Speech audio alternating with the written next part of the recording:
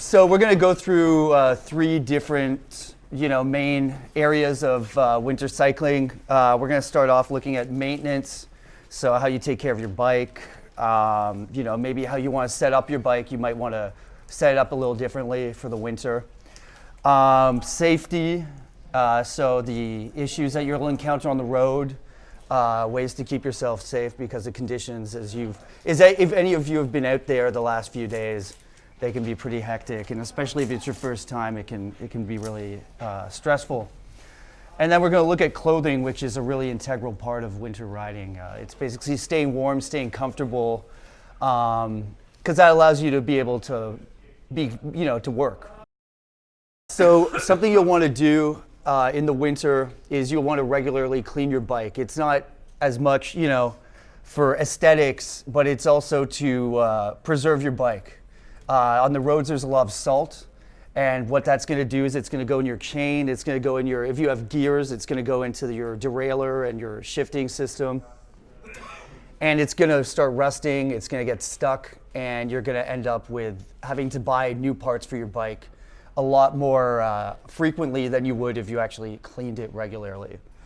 It's same. It can also get into the cables, so your brakes can fail. I've had my brakes snap because they got rusted.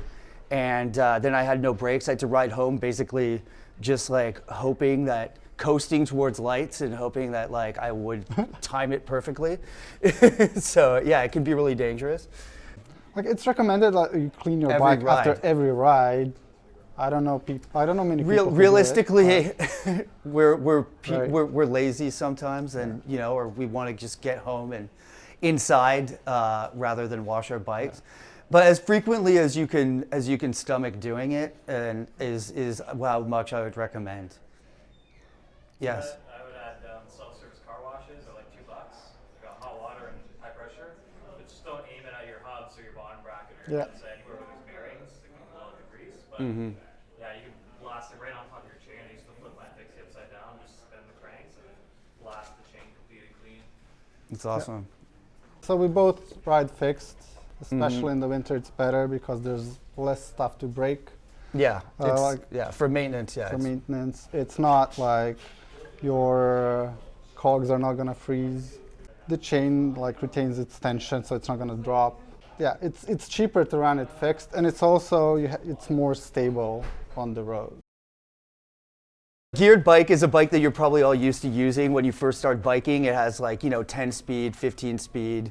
You shift up and down depending on if you're going up a hill or going down a hill. A single speed is the same, except it only has one speed, but the wheel spins freely independent of the cog. And a fixed gear is it's the most simple form of biking, mechanically.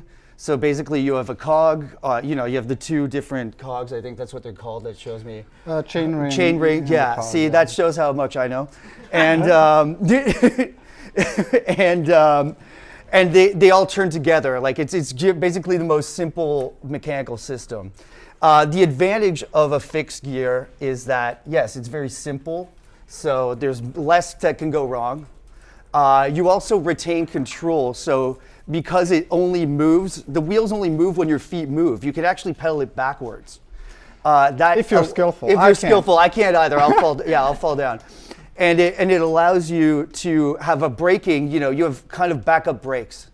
If you're braking, if your normal brakes fail, you can slow yourself down. So it gives you a lot more control, especially when it is very icy.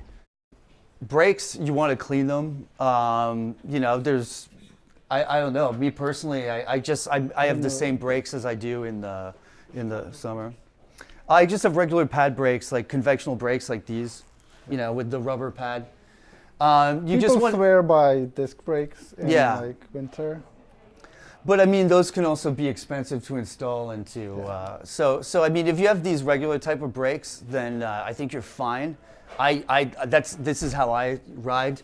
You just want to clean them regularly. So what can happen if there's slush is that moisture can build up in between the pad and the wheel, and you can have ice form, and then you'll have difficulty braking.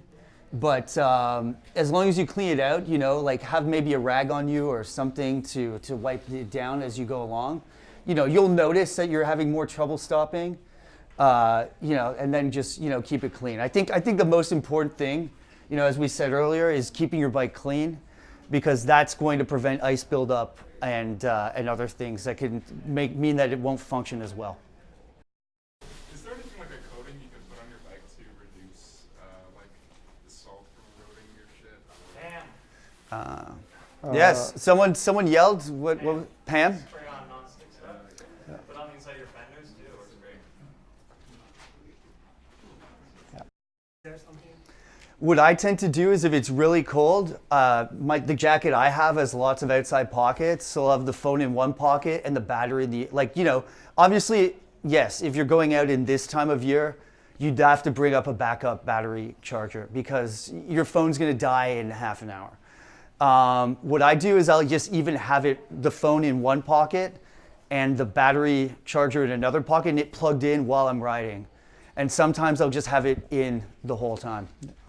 There's also like hand warmer gels, or like for your toes, that you can just like slap on the back of your phone to keep it warm. Oh yeah, those things, yeah. Mac has them for like $2 or something. Yeah. Yeah.